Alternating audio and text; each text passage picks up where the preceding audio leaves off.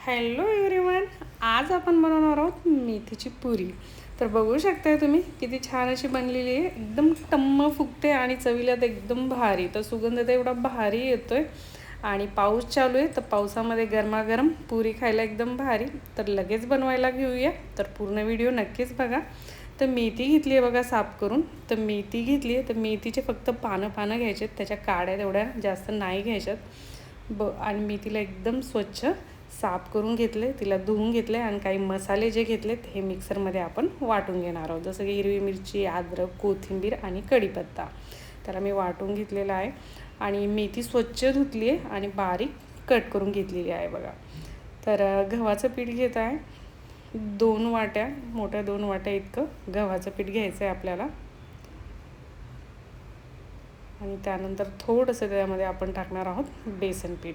बेसन पीठ अर्धी किंवा 1 वाटी घेतलं तरी चालेल. गरम मसाला घेतला आहे, जिरे पावडर, त्यानंतर धने पावडर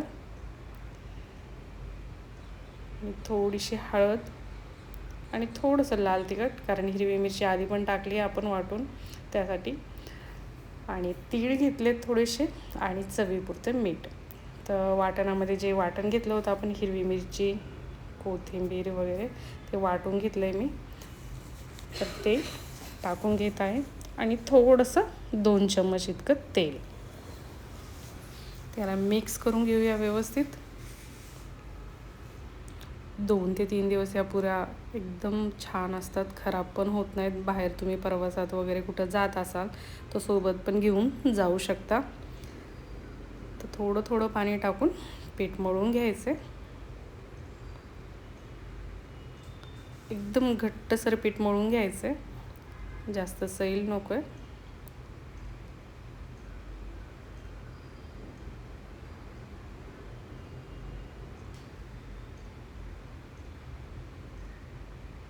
तो बघू शकता पीठ एकदम छान असं मळून झालं आहे आपलं. थोडंसं तेलाचा हात नंतर लावून मी परत त्याला एकसारखं मळून घेतले.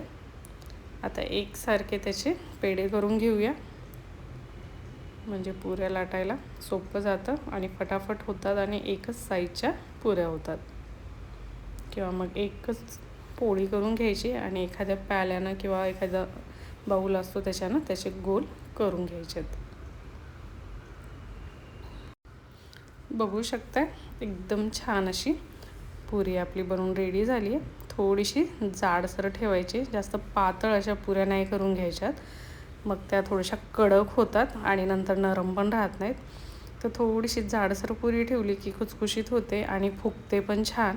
तर त्यासाठी मीडियम साईजच्या पुऱ्या करून घ्यायच्यात. तर बघू शकता जास्त पातळ पण नाही आहे आणि जास्त जाड पण नाही आहे. तर अशा प्रकारे मी पुऱ्या करून घेतलेल्या आहेत. नाहीतर मग एकसारख्या हव्या असतील तुम्हाला तर मी असं एक बाऊल घेतलं आहे, छोटीशी वाटी. तर तिच्यानं असं गोल आपल्याला करून घ्यायचं आहे, म्हणजे एकसारख्या होतील. किंवा एक मोठी पोळी करून घेतली आणि त्याचे पण असे गोल काढून घेतले तरी चालेल. आणि ह्या जेव्हा पुऱ्या आपण तळतो ना, तेव्हा तेल एकदम चांगलं असं कडकडीत गरम झालं पाहिजे, तेव्हा पुऱ्या एकदम छान अशा फुगतात, पण वातड होत नाहीत, एकदम खुसखुशीत आणि छान अशा नंतर पण राहतात.